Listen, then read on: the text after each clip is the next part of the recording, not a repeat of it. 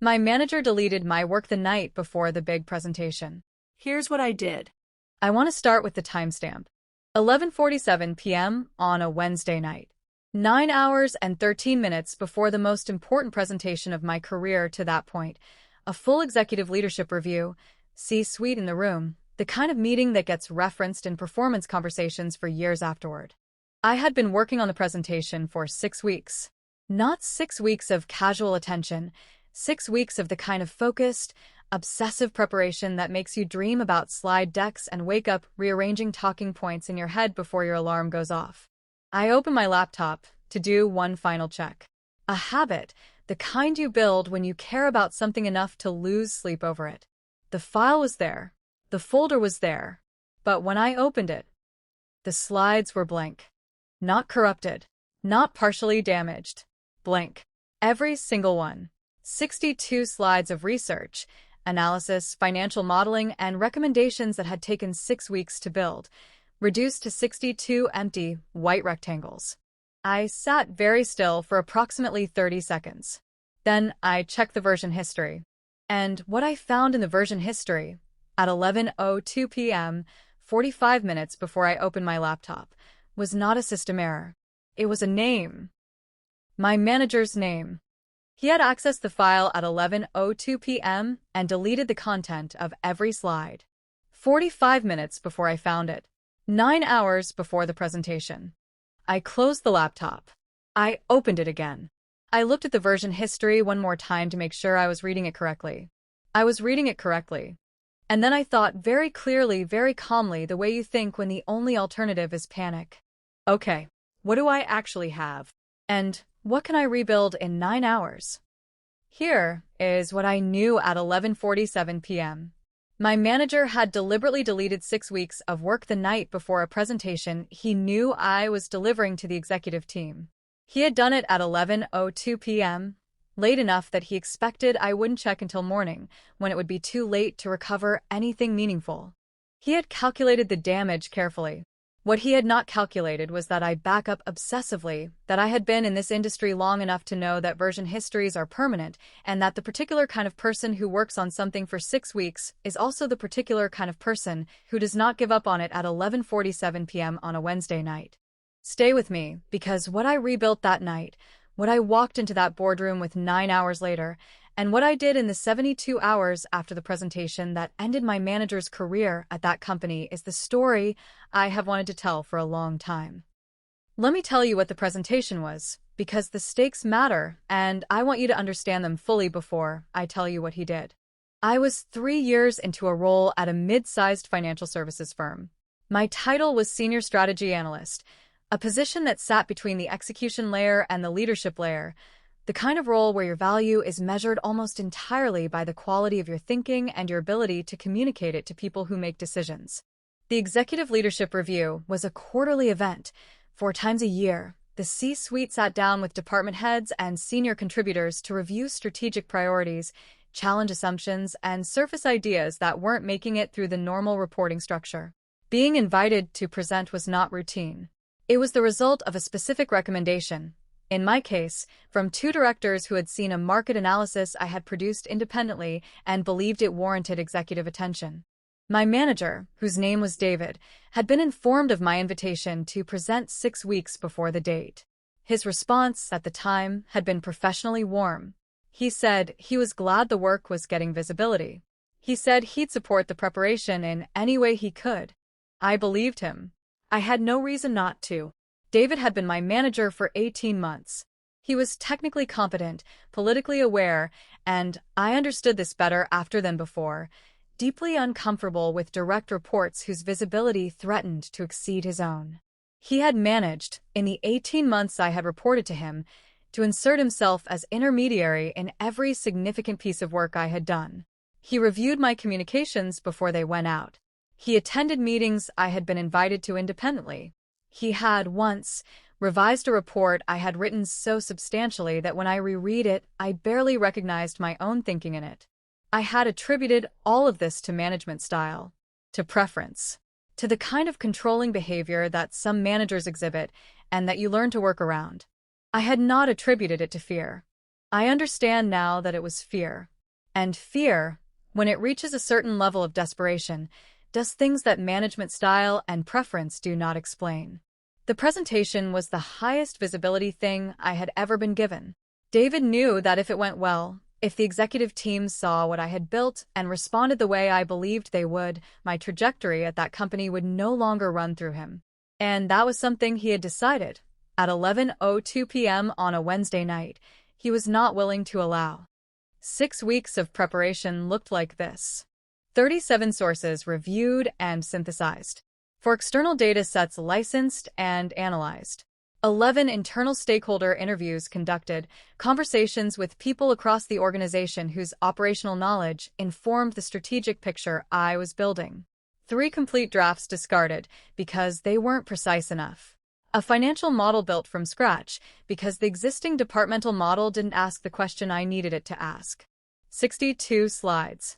Every word chosen. Every number verified. Every recommendation grounded in evidence I could defend under questioning from people who would probe every assumption. It was the best work I had produced in my professional life to that point. And at night, David opened the shared file and erased it. 11:47 p.m. 9 hours and 13 minutes. I am going to tell you exactly what I did in order because the order mattered.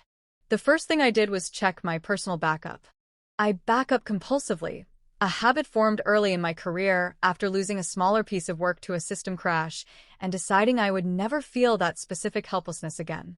Every significant piece of work I produce goes into 3 places: the shared organizational system, a personal cloud backup, and a local drive.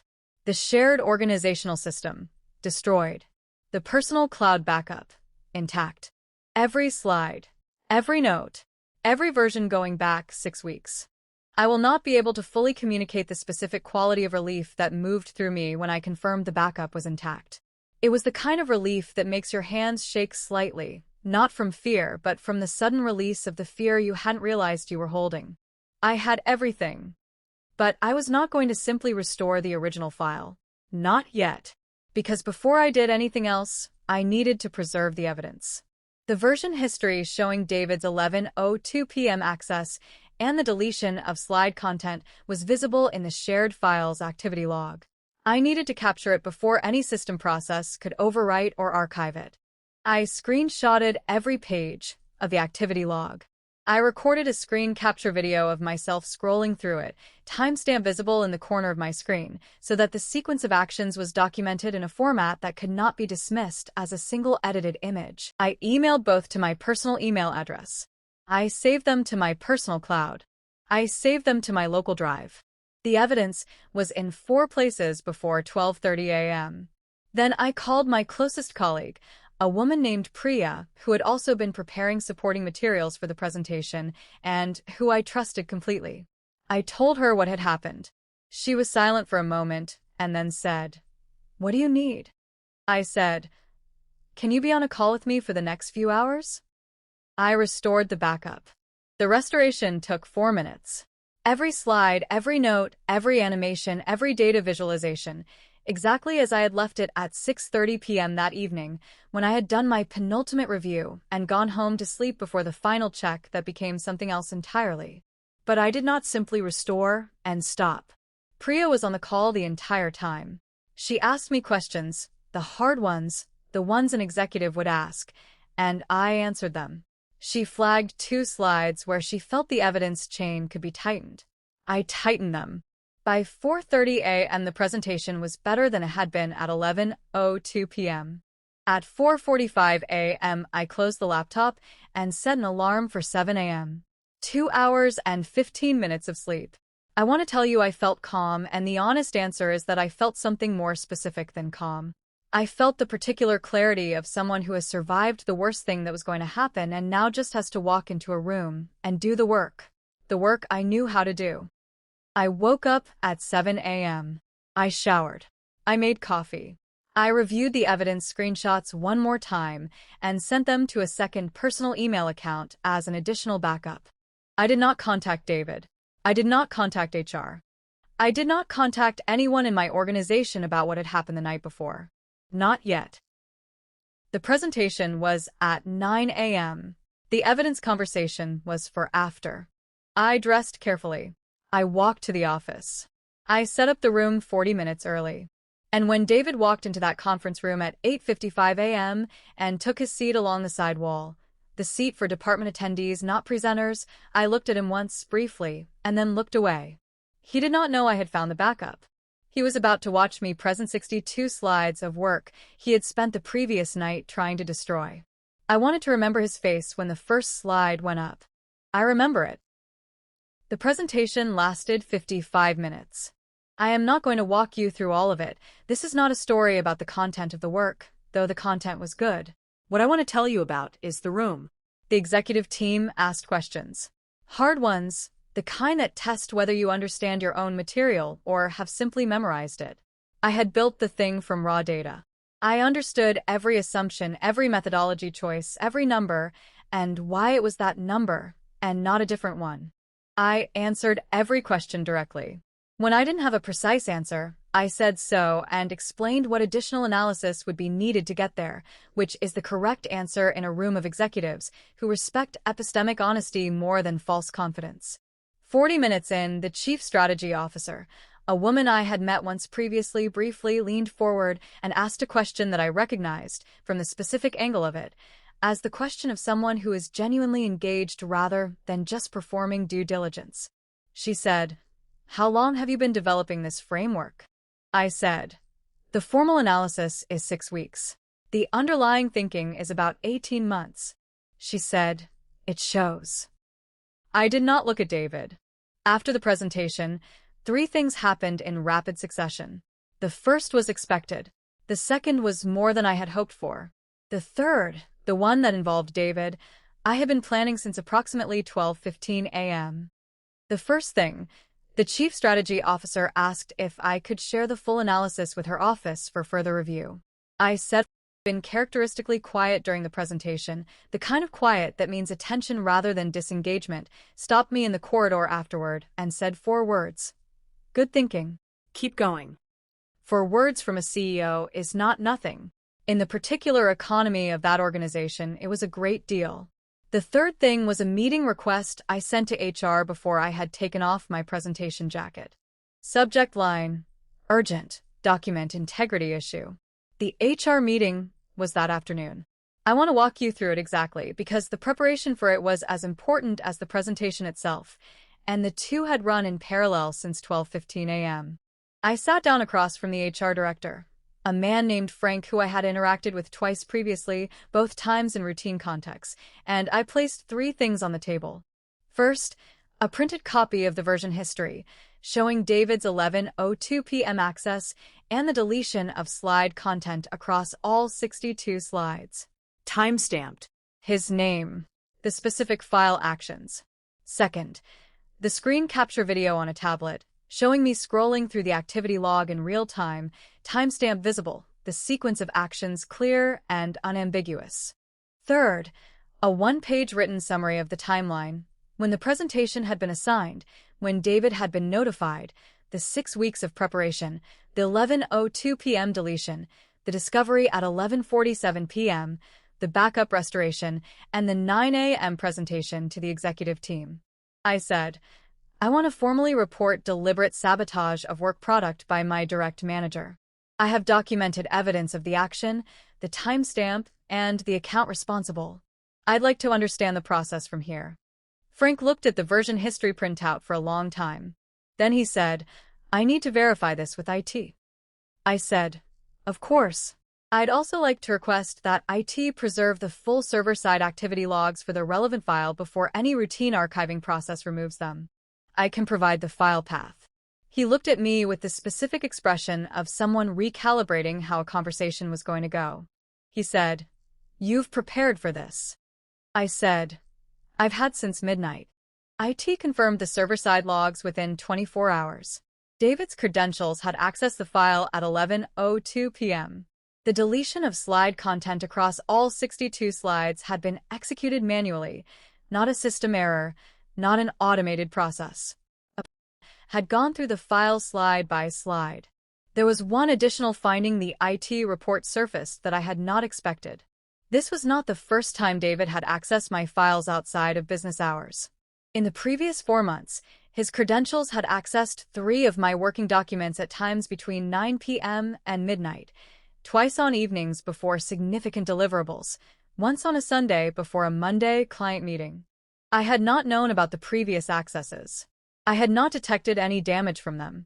But the pattern, once visible, told a story that a single incident could not tell on its own. Frank called me back into his office when the IT report came in. He looked at me. I said, "They copied me on it. I asked to be included in the documentation process when we spoke yesterday." He said, "Right." And then he said, "I'd like to bring in our legal team." I said, "Of course. I have my own counsel available if that becomes relevant." It became relevant. David was placed on administrative leave pending investigation 48 hours after the HR meeting. I know what you want to know, and I'm going to tell you. But first I want to tell you what happened in the room when the Chief Strategy Officer found out what he had done. Because that conversation is the one that determined everything that came after. The Chief Strategy Officer found out through the normal escalation process. HR informed the relevant executives as part of the investigation protocol. She requested a meeting with me directly. Not through my manager, David was on leave, and not through HR. A direct calendar invitation, her office. 30 minutes. I want to tell you what she said because it is the part of this story I return to most often. She said, "I want to ask you something directly, and I'd like a direct answer. Did what happened the night before the presentation affect the quality of what you delivered?" I said, "No. I had a backup. The work was intact." She said, "How long did it take you to confirm that?" I said, "About 20 minutes. Then I spent the rest of the night reviewing the material." Then she said, "He tried to take that away from you, and you delivered the best presentation I've seen from that level in 2 years. I want you to know that I'm aware of both of those things simultaneously." I said, "Thank you." She said, "I'd like to talk about what comes next for you. Not in the context of this situation, but separately. Can we schedule time next week?" We scheduled time. David's employment was terminated following the investigation. The grounds included deliberate destruction of company property, unauthorized access to employee work files, and conduct inconsistent with the organization's professional standards policy. His departure was announced internally as a resignation. I did not correct that characterization publicly. I didn't need to. The people who needed to know knew. The meeting with the Chief Strategy Officer the following week was the beginning of a mentoring relationship that has been in the 2 years since one of the most significant of my career. She became a sponsor, the real kind, the kind who says your name in rooms you aren't in yet. She told me, in our 3rd or 4th conversation, that what had impressed her most was not the presentation itself, though the content was strong, but the fact that I had walked into that room after what had happened the night before and delivered it without visible disruption. I said, "There wasn't time to be disrupted. There was only time to work." She said, "That's exactly what I mean. Here is what I want you to take from this. First, back up everything. Not once, 3 places minimum. The professional equivalent of leaving nothing to a single point of failure. This is the habit that saved 6 weeks of work at 11:47 p.m. on a Wednesday night. Second, version histories are permanent records. Every action taken on a shared file is logged. Every access, every edit, every deletion. Know this about the systems you use. It is both a protection and, for anyone who tries to use it against you, a trap. Third, preserve evidence before you do anything else. Before you confront, before you report, before you restore, capture, and secure what you have. Screenshots, screen recordings, emails to personal accounts. Evidence secured at midnight is worth more than a confrontation at 8 a.m. Fourth, separate the immediate problem from the longer-term response. The immediate problem was the presentation. I solved it. The longer-term response was the investigation and what followed. I handled it separately, with documentation, in the correct sequence. Mixing the two would have cost me one or both. Fifth, the right people, given the right evidence, will act correctly. I did not need to advocate loudly or emotionally. I needed to present what had happened, in order, with documentation. The system, imperfect as it always is, responded to evidence. I think about David sometimes. Not with anger. I processed that somewhere around 3 a.m., in the space between one slide revision and the next, when I had the specific thought that the best possible response to what he had done was to make the presentation better than it had been before he touched it. That's what I did. He tried to erase what I had built. What he actually did was make me stay up all night with it, reviewing every assumption, tightening every evidence chain, fielding every hard question Priya could throw at me in the dark. He gave me 6 extra hours with my own best work. And then he sat in the back of the room and watched me deliver it. If you have ever had someone try to sabotage something you built, drop a comment. Tell me what they did, and what you did next. I want to read every single one. And, if this found you at a moment when you needed it, subscribe. New story every week. Some of them will make you back up your files tonight. Some of them will make you screenshot something you've been meaning to screenshot. All of them are about what happens when people underestimate someone who keeps receipts.